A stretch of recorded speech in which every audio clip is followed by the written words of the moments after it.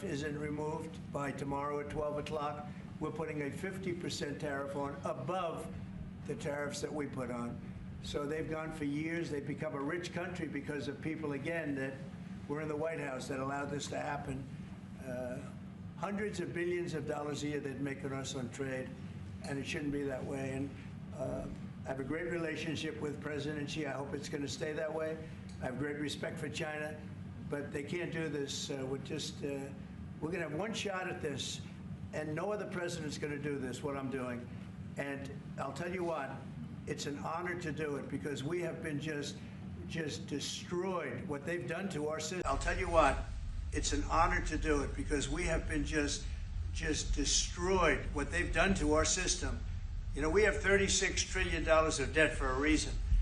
And the reason is that people allowed it to get that way. So we'll be talking to China. We'll be talking to a lot of different countries. And I think, you know, if we can make a really fair deal and a good deal for the United States, not a good deal for others. This is America first. It's now America first. And we didn't put America first. We put America last. The people that were in the Oval Office put America last, and we're not going to stand for it. Yeah. Go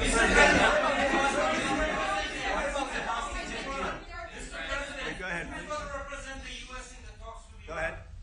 Two questions. Do you expect any of these deals to be made before April 9th? And secondly, there have been some mixed messages from your administration. You're talking about negotiations, and yet others in your administration are saying that these tariffs are actually permanent. What is that?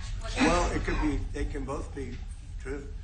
There can be permanent tariffs, and there can also be negotiations because there are things that we need beyond tariffs. We need open borders. You know, we almost had a deal with China where we're going to open up China. It was almost done. Some of you remember it during my first term, and it was very disappointing. We ended up making a great deal. $50 billion worth of product was sold. $50 billion. You'd like that in Israel.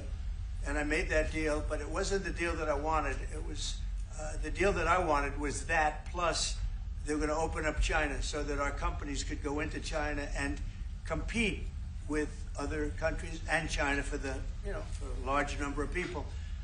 And at the very end, that deal was terminated, and we went to a piece of the deal.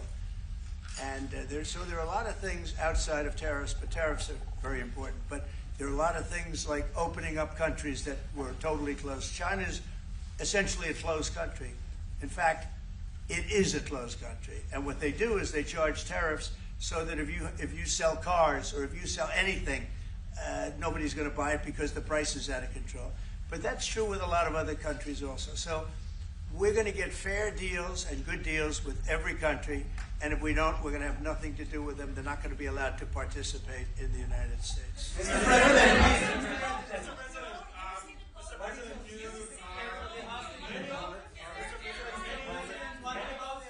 Hold it. Just relax. We have time. This gentleman is all day long. Mr. President, many of thank you. Go ahead.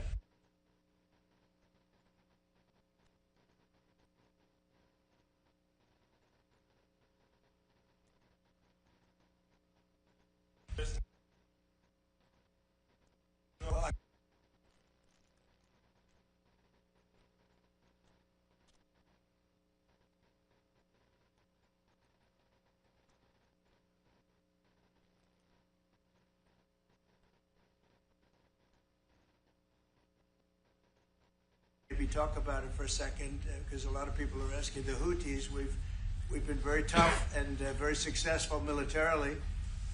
We've really damaged them badly. These were people shooting down ships and other things, by the way, flying objects like airplanes. And we've put a major hurt on the Houthis, which nobody's been able to do. We've really hit them hard. And it's every night, night after night, and we've gotten many of their leaders and their experts. They're experts on missiles. I mean, they actually make missiles. Nobody thought that, but they make missiles. They're highly sophisticated, and they're very tough, but they've been very badly damaged. Nobody else was able to do that but us. Pete, you want to discuss that, please? Yes, sir. It's been a bad 3 weeks for the Houthis, and it's about to get worse. It's been a devastating campaign, whether it's underground facilities, weapons manufacturing, bunkers, troops in the open, air defense assets. We are not going to relent. And it's only to get more unrelenting until the Houthis declare they will stop shooting at our ships. And we've been very clear with the Iranians as well.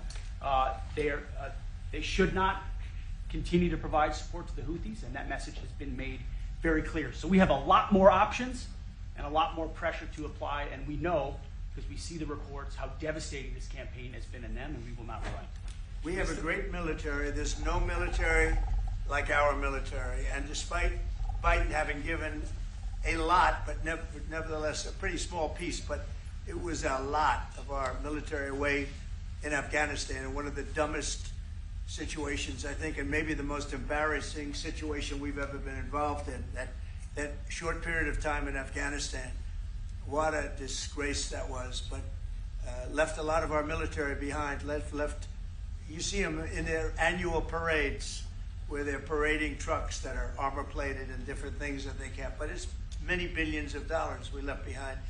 But despite that, we have a tremendous military. That was a very small portion, because we rebuilt the military during my first term, and we have great things happening with our military. We also essentially approved a budget which is in the facility, you'll like to hear this, of $1 trillion, $1 trillion, and nobody's seen anything like it. We have to build our military, and we're very cost conscious, but the military is something that we have to build, and we have to be strong, because you got a lot of bad forces out there now. So we're going to be approving a budget, and I'm proud to say, actually, the biggest one we've ever done for the military. We're cutting other things that were under DOGE, but under a lot of other. When you look at a woman getting $2 billion for environmental, and it had nothing to do with environmental, and they had $100 in the bank, and they give her $2 billion. Many of those cases, all that stuff is going to be cut out. But we are getting a very, very powerful military. We have things under order now, the likes of which we've never had before. We've never had the kind of aircraft, the kind of missiles, anything that we have ordered. And it's in many ways too bad that we have to do it, because hopefully we're not going to have to use it. But the military is very, very powerful, and it's going to remain that way. Mr. President, Yes, Queen? Thank you, Mr. President. I want to ask you about Iran, because this is the first time we hear that the U.S. is having a direct contact with the Iranians. Is it possible to give us some more information? At what level is the U.S. High level, very high level, yeah. We're dealing with the Iranians. We have a very big meeting on Saturday, and we're dealing with them directly. You know, a lot of people say, oh, maybe you're going through surrogates, or you're not dealing directly, you're dealing through other countries. No, we're dealing with them directly, and maybe a deal is going to be made. That would be great. It'll be really great for Iran, I can tell you that. But hopefully, we're not going to have to get into that. We are meeting very importantly on Saturday at almost the highest level, and we'll see how it works out. Please. How do you ensure, Mr. President, that these tariffs don't drive U.S. trading partners into the hands of the Chinese? I'm not worried about it. I'm not worried about it. If they want to be in the hands of the U.S., they don't want to be in the hands of the Chinese. And the Chinese have turned out to be really not very good at that. People that are with us, they're with us. But we cannot be taken advantage of any longer. I used to watch these deals for years. I've been talking about it for years. You know, I've been talking about it for 35 years, how our country is being ripped off. I mean, 30 years ago it was Japan, then it was something else, then it was another group, then it was China. China's doing the best job of it, frankly. And it's just not going to happen. Not going to happen. The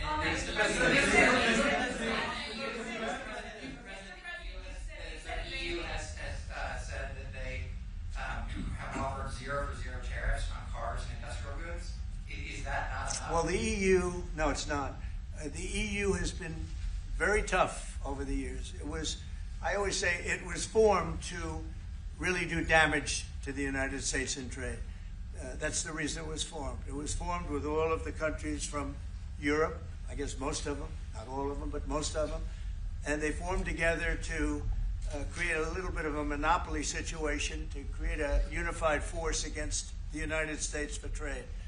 So they have NATO, which is largely the same countries, and they took advantage of us dollar-wise and militarily until I got there. You know, I was able to get $600 billion from NATO, where they paid NATO because most of these nations weren't even paying. We were paying for NATO, so we're paying them to guard them militarily, and they're screwing us on trade. So that's not a good combination. So now it's really turned around. It's the opposite, and the European Union's been very bad to us. They don't take our cars, like Japan in that sense. They don't take our agricultural product. They don't take anything practically. And yet they send millions of cars in a year, Mercedes-Benz, Volkswagen, BMWs. They're sending millions and millions of cars into the U.S., but we don't have a car that's been sold to the European Union or other places, but let's go for the European Union. And it's not going to be that way. It's got to be fair, reciprocal. It's got to be fair. It's not fair. We have a deficit with the European Union of $350 billion. And it's going to disappear fast. And one of the reasons and one of the ways that that can disappear easily and quickly is they're going to have to buy our energy from us because they need it. They're going to have to buy it from us. They can buy it. We can knock off $350 billion in 1 week. They have to buy and commit to buy a like amount of energy. And we have that. You know, we have more energy than any country in the world. I don't know if you know that. He knows everything, but the one thing he may not know, we have more energy than any country in the world. We have more of every kind of energy, every form of energy, from oil and gas to coal. And people talk about, I call it beautiful, clean coal. As you know, Germany is opening up a coal plant a week. They tried the windmills and it didn't work. They tried all the other solutions and they were ready to go out of business. Now they're doing a coal plant a week. China is now up to 2 coal plants. They're opening 2 major coal plants every single week in China, all over China. And then we're not allowed to use coal. Well, we have clean, beautiful coal more than anybody else. We have oil and gas more than anybody else. We have the most energy of any country in the world, including Saudi Arabia, including everybody, by a lot. And I took it to number 1. We were number 3, and I took it to number 1 during my administration. And the reason that we were hurt so badly and the reason that we went into such incredible inflation during Biden is energy. It was also their bad spending, but energy, because they played around with this incredible thing that we had built, this administration had built, and the energy costs went through the roof. And when that went up, everything else followed. Now, if you look at what's happening, you're going to see this today. I said we're going to try and get groceries down, right? An old-fashioned term, but a beautiful term. Eggs. So when I got in, the press went absolutely crazy the first week. They said, eggs have quadrupled in price. I said, I just got here. Tell me about it. And Brooke Rollins and our team did a great job, and eggs are down now 79%, and they're all over the place. And this was a problem that somebody else would have taken a long time to cure. We have energy is down. We have interest rates are down. We have groceries, meaning food is down. We have everything is down at levels that nobody ever thought possible. Energy looks like it's going to be in the $2.50 a gallon range and maybe below that for a car, so for gasoline. So we're really doing amazing. I mean, we're cutting prices because prices got so high, people couldn't live. I mean, the prices for groceries, the prices for standard groceries, standard things were going through the roof. They couldn't live. And now those prices are coming down. So call them groceries, but that's down, energy's down, and interest rates are down. Everything's down.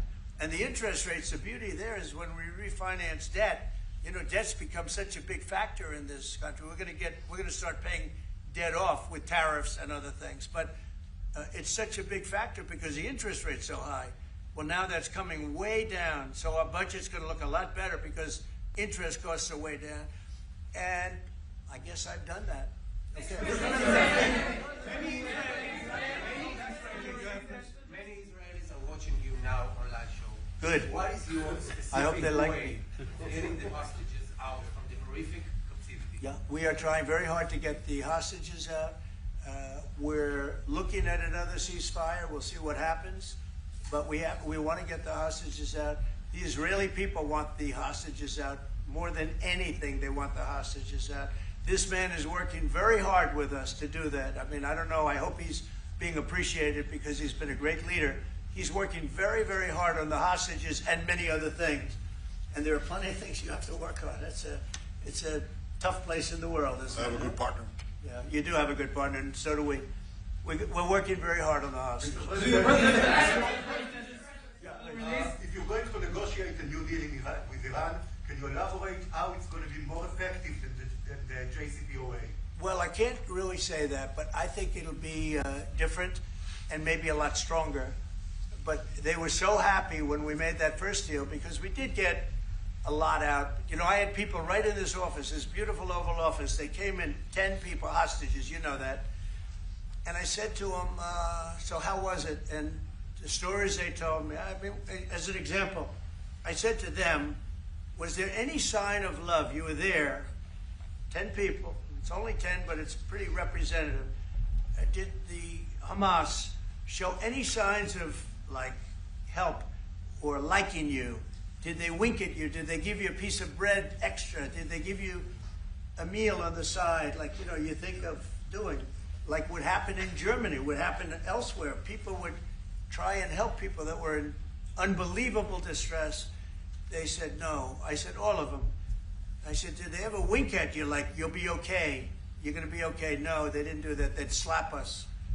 The hatred is unbelievable. And the lives, you know, they lived in a pipe, not really a tunnel, it was a pipe. And they always thought they were suffocating. They were going to suffocate.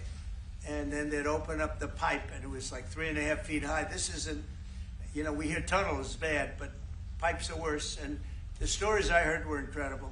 But I just said, was there any sign of potential love or affection? And there were none whatsoever. It was amazing to me. There was nothing like, here, take this, it's a little extra meal or something. They lived like hell. I don't know. They seemed to be, they were amazing to me because they seemed to be pretty normal. They weren't scarred, but I guarantee underneath they have to be scarred. And one was there for 356 days. Another was there for about 180 days, you know, a long time. These are people that have been really, really horribly treated. I've never seen anything like it, actually. I was very surprised to hear the answer. Yeah, Thank you, Mr. President. Are there 2 or 3 countries that are on your list that you feel are farther along in getting their tariffs lowered? I think there are many that want to get rid of tariffs right now. European Union, I mean, as badly as they've treated us, they've brought their car tariffs essentially off. I guess they brought it down to 2.5, and I hear maybe to nothing. But it's not only tariffs, it's non-monetary tariffs. It's tariffs where they put things on that make it impossible for you to sell a car. It's not a money thing. They make it so difficult, the standards and the tests. They drop a bowling ball on the top of your car from 20 feet up in the air, and if there's a little dent, they say, no, I'm sorry, your car doesn't qualify. When the same car from Germany would dent likewise. Unless you can have an army tank, it's going to dent. So they come up with rules and regulations that are just designed for one reason, that you can't sell your product in those countries, and we're not going to let that happen. Those are called non-monetary barriers. They make barriers that are so tough that it's impossible to qualify. So tariffs are a big part of it, but there's another big part of it, and that's barriers. They also do something else. They manipulate their currency, and they drive it down. They want to have low currencies. You know, it sounds better to have a high currency, a strong dollar or whatever, but they bring their currency down, and when it competes with our currency, it's very hard to sell a tractor. It's very hard to sell product because their currency is low and ours is much higher relatively. And so it makes it very hard. I speak to a lot of companies that do business, tractor companies, and they say it's so hard to sell because what they've done is they've lowered the yen or they've lowered the yuan or they've lowered their currency so that it's very hard to compete. We don't want that either. So we have a lot of things that we're talking about, but we're going to fix it properly, and it's going to be fair to everybody.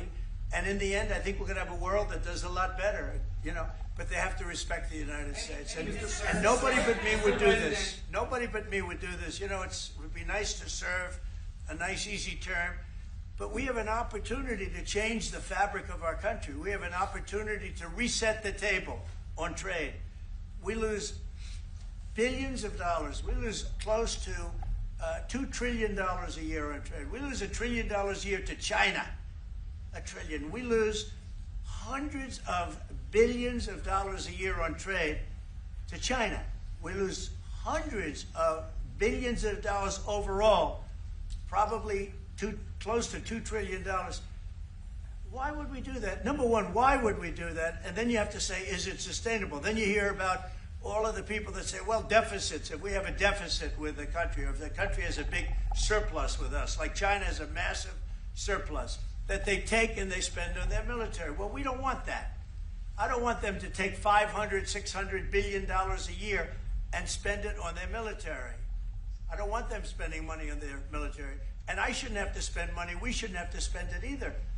Because, you know, hopefully, and I said this to President Xi, hopefully it's money that we're never going to use. In other words, because we're not going to use those incredible weapons that we have and that they have. We don't want that. So it's going to be very interesting. It's the only chance our country will have to reset the table. Because no other president would be willing to do what I'm doing or to even go through it. Now, I don't mind going through it because I see a beautiful picture at the end. But we are making tremendous progress with a lot of countries, and the countries that really took advantage of us are now saying, please negotiate. You know why? Because they're getting beaten badly because of what's happening. They're getting beaten badly. They're being devalued as countries. But it's the only chance we're going to have to reset the table on trade. And when we do, we're going to come out unbelievably well. We're going to have a strong country economically again. And we're going to have those factories that are empty all over the United States. We've lost 90,000 plants and factories. Think of this, 90,000, you wouldn't think it's possible. 90,000 plants and factories since NAFTA, which was, by the way, the worst trade deal ever developed, ever had by any country anywhere, NAFTA. And I terminated NAFTA. Everybody said it would be impossible. And I terminated it through Congress. We terminated it. You had to get it through Congress. It was a trap. It was a horrible thing. And we got it done. The problem is they cheat. They cheat like crazy.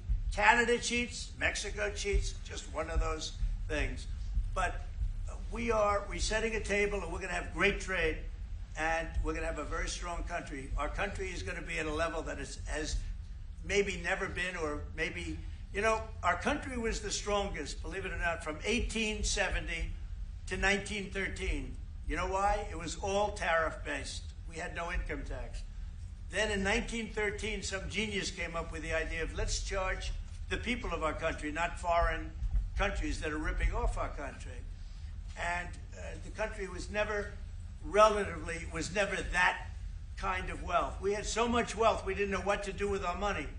We had meetings, we had committees, and these committees worked tirelessly to study one subject. We have so much money. What are we going to do with it? Who are we going to give it to? And I hope we're going to be in that position again. Do you plan to reduce the tariffs that the government put on Israeli goods, 70%? On where? On Israeli goods, 70%. Do you plan Well, to we're reduce talking about a whole new trade. Maybe not. Maybe not. Don't forget, we help Israel a lot. You know, we give Israel $4 billion a year. That's a lot. Congratulations, by the way. That's pretty good. But we give Israel billions of dollars a year. Billions. It's one of the highest of, and we give a lot of countries money. You wouldn't believe if I said we give Afghanistan a lot of money. Do you? Because that was a Biden deal, another Biden deal. Not only did he embarrass us with that, but they give them billions of dollars, Afghanistan, right? So, but no, we take good care of our friends, and we don't take care of our enemies. We're not taking care of our enemies anymore, but we do take care of our friends. The IDF is fighting again in the Gaza Strip. I myself might be called up in a month. Do you think that's the way to pressure Hamas to get to a deal? And do you think blocking humanitarian aid is also an effective pressure? Well, you know how I feel about the Gaza Strip. I think it's an incredible piece of important real estate, and I think it's something that we would be involved in, but having a peace force like the United States there, controlling and owning the Gaza Strip would be a good thing. Because right now, all it is for years and years, all I hear about is killing and Hamas and problems. And if you take the people, the Palestinians, and move them around to different countries, and you have plenty of countries that will do that, and you really have a freedom zone. You call it the freedom zone, a free zone, a zone where people aren't going to be killed every day. That's a hell of a place. It's you know what I call it, a great location that nobody wants to live in, because they really don't. And when they have good living, real living, where Hamas and all of the problems they have, the level of death on the Gaza Strip is just incredible. And I've said it. I don't understand why Israel ever gave it up. Israel owned it. It wasn't this man, so I can say it. He wouldn't have given it up. I know him very well. There's no way. They took oceanfront property and they gave it to people for peace. How did that work out? Not good. Is the immigration, sorry, Mr. President, is the immigration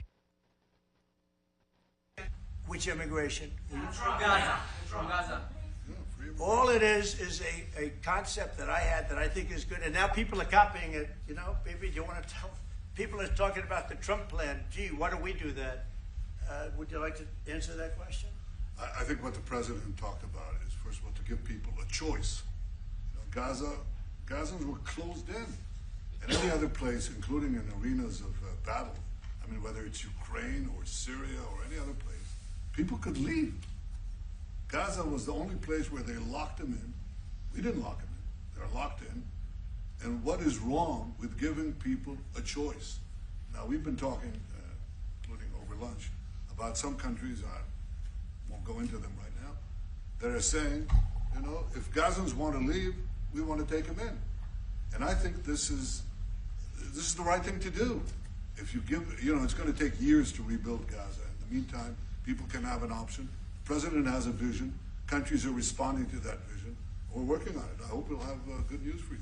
I will say, people really do love that vision. It's a long-term vision, but so importantly is to have that be a safe field, because you're right smack in the middle of the Middle East. You're right along Israel. It should have never, ever been given away. It shouldn't have been given away by Israel. I don't know why they did it. I mean, I do know why, because they were promised peace, but that didn't work out too well, because it's one of the most dangerous pieces of land anywhere in the world. Gaza is one of the most dangerous places in the world. So they gave it away for a good intention, and it didn't work out that way. And, a lot of people like my concept, but there are other concepts that I like too. And there are some concepts I don't like. You know what I don't like? The way it is now. Because right now it's a dangerous death trap, Gaza. Yeah. Thank you, sir. Can you talk a little bit about your potential meeting with Vladimir Putin? Do you still plan to meet with him? Could that happen in Saudi Arabia? And maybe you could elaborate as well a little bit on not providing tariffs on Russia, sir. So the reason we're not talking about tariffs with Russia is because we're not doing business essentially with Russia, because they're in a war. And I'm not happy about what's going on with the bombing, because they're bombing like crazy right now. They're bombing. I don't know what's happening there. That's not a good situation. So we're meeting with Russia. We're meeting with Ukraine. And we're getting sort of close. But I'm not happy with all the bombing that's going on the last week or so. Horrible. It's a horrible thing. It's a horrible thing.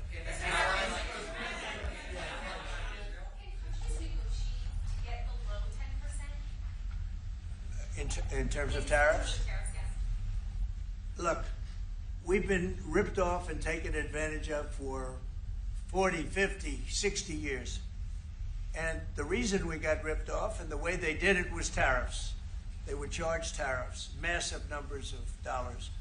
And when you look at China, when I took over, it was at $507 billion they were making. I call it making. A lot of people say, oh, it doesn't mean anything, having a surplus. It means a lot, in my opinion. It's almost like a profit or loss statement. And when I took over, it was $507 billion that China, with this is originally, first term, and we were very, very tough on them because they were taking that money and they were building a military with it. Then when Biden came in, he let them get away with murder. He had no idea. I'll tell you what, that man had no idea what was happening, whether it was the border or China or anything else. He had no idea what was going on. And they went wild. China went wild. And the money they make is ridiculous, okay? It's just not going to happen. And hopefully we'll get along with China. If we do, that's great. And if we don't, that's okay too. But we can't let that continue because that's an abuse. They abused the poor people that sat in the seat. That poor Biden, he was abused by them. They took advantage of him. And I'm surprised, you know, they have smart people. They were radical left lunatics, but they're smart. I'm surprised they'd allow that to take, you know, to happen. But we are going to bring great trade, and we're going to be fair to other countries. And I will say this, virtually every country wants to negotiate. If I didn't do what I did over the last couple of weeks, you wouldn't have anybody wants to negotiate. We would have gone to these countries, you want to talk? And they were, well, we don't want to talk. Now they're coming to us. They're offering things like even Bibi, and this is unrelated because it's a different kind of a relationship, but he started off our conversation today that he's cutting all of the tariffs, he's cutting everything, he's going to get down to a free base, he's going to do things that, in all fairness, other countries, if they said that, would have never even thought about doing it. Now they're offering things to us that we would have never even thought of asking them for because they're experiencing a lot of hurt.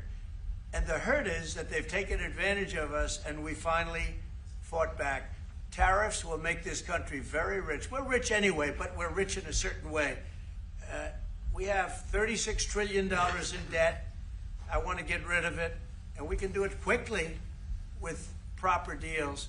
So when countries don't allow us to sell our product, but we allow them to sell their product, when they charge us massive amounts of money for the privilege of going into their country, those days are over. Okay.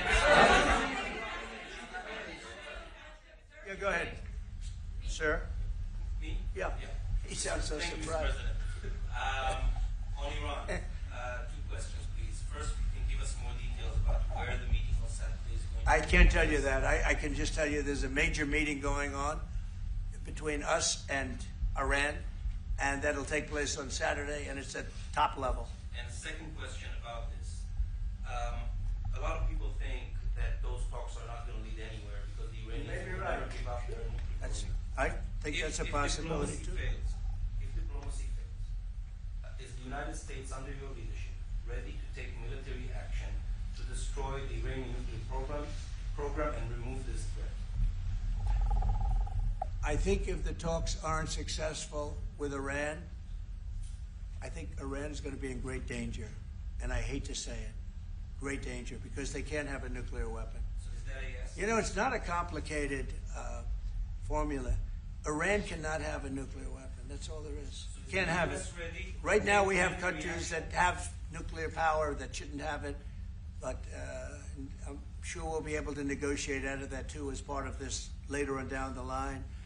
But Iran cannot have a nuclear weapon. And if the talks aren't successful, I actually think it'll be a very bad day for Iran if that's the case. Yeah. Mr. President, Yeah, please. Mr. President, was October 7th the death blow of the two-state solution, and would you consider classifying the Palestinian Authority as a terrorist organization for its continued pay-for-slay terror financing payments? So October 7th was a horrible day that some people, they deny it. Now, I can't believe they deny it from the standpoint of it. They do it because they think it's good politically. But October, I've seen the tapes. I've seen things that you don't want to see. October 7th was a horrible day, and it will go down as one of the really bad days in the history of the world. It was a horrible, horrible thing that happened. And they grabbed some of these people. I'll give you an example.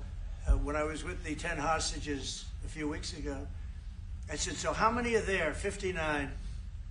I said, oh, so 59, so we can get 59. They sort of knew the territory pretty good. And I said, how are they doing? They said, well, only 24 are living, the rest are dead. And these are young people largely. Young people don't die. You know, young people have an amazing ability to live. They can live through horrible things, but these are young people. And when they said that 24 are living and the rest are dead. And you know, I've had parents come up, Israeli parents largely. We have some Americans, and I guess we have one left, Alex. We have the one left. But I've had Israeli parents come up to me at events and say, my son is there. I said, well, how's he doing? Well, he's dead. But would you do me the biggest favor ever? Could you bring his body back home? They talked about a young dead boy and a young dead girl like they were living. And that could have something to do with religion. That could have something to do with, I guess maybe any parent would be, but I was surprised. They said, sir, my son is dead. It is just as important to bring that body back home. I asked that question as if he were alive. So you have a lot of them dead, and we'll be able to bring them back. But it's a horrible thing that's happened. These are largely young people. Some old ones too, frankly. And those people have lived in hell. When they came off, the second group that came out, they looked like they just got out of a concentration camp. They looked exactly like the pictures that I'd see from the 1940s, the concentration camps. And then they got a little bit better, you know, but that second group, those people came out, and I said, this is unbelievable. We're going back into a chapter in history that is one of the worst ever. It's really very bad. Okay?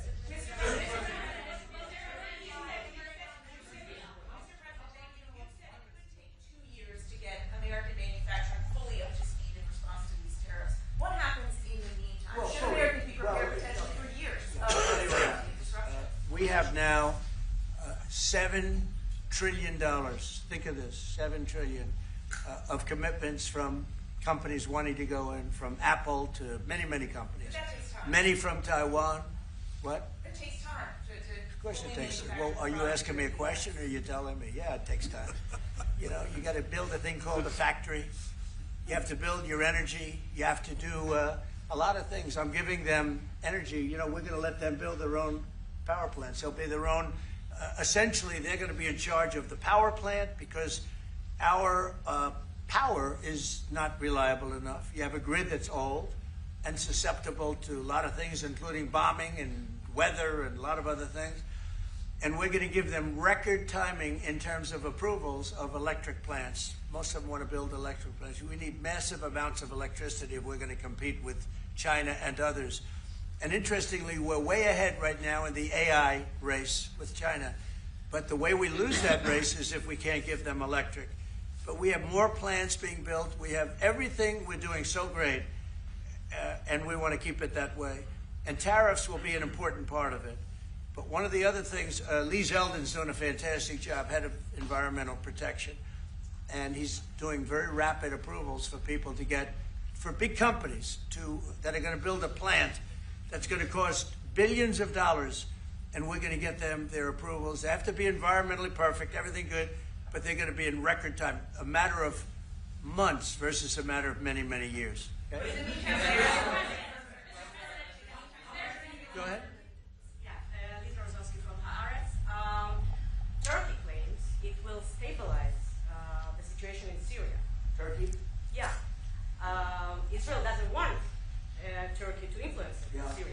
What do you think? Do you think Turkey's influence in Syria can actually make it a better, more peaceful country, or vice versa? Well, I have great relations with a man named Erdogan. Have you heard of him?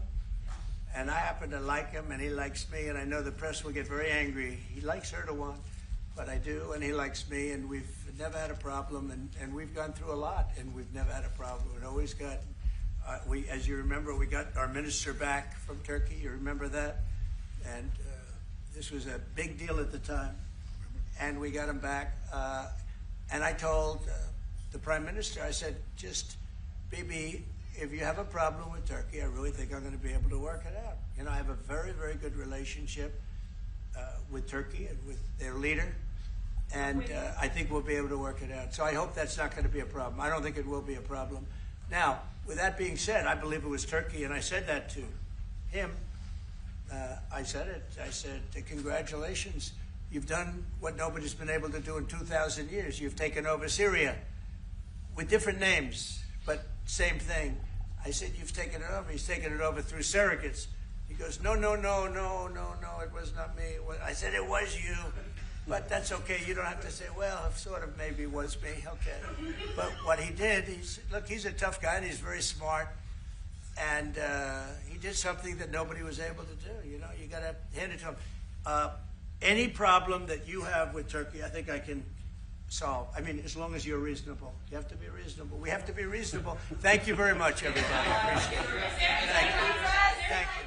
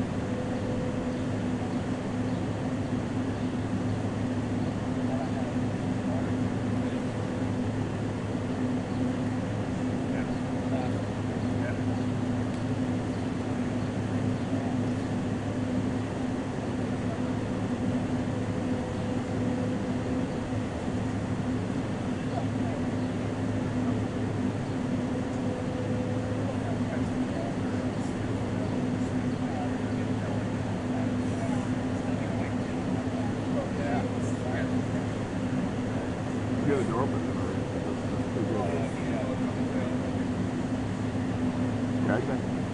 I can't even see whatever the door is. Oh, of the other band, of the SUV. Okay.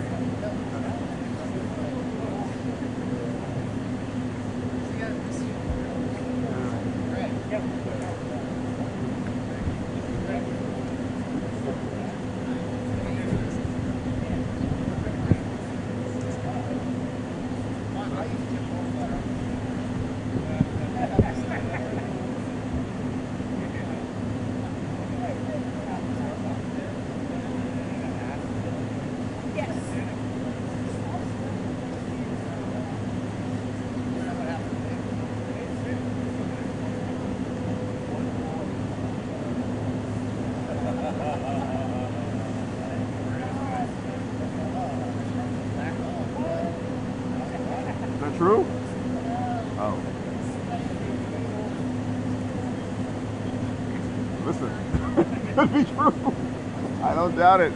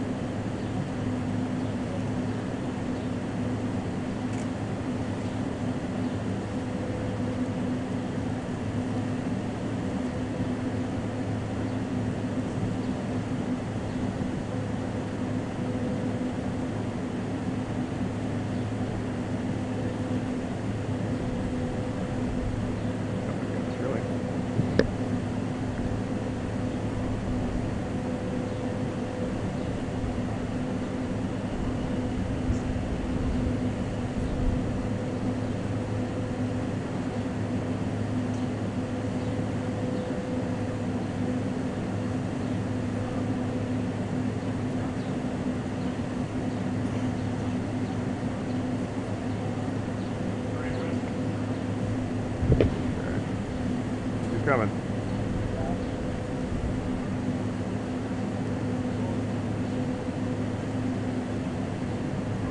A lot of hype for nothing.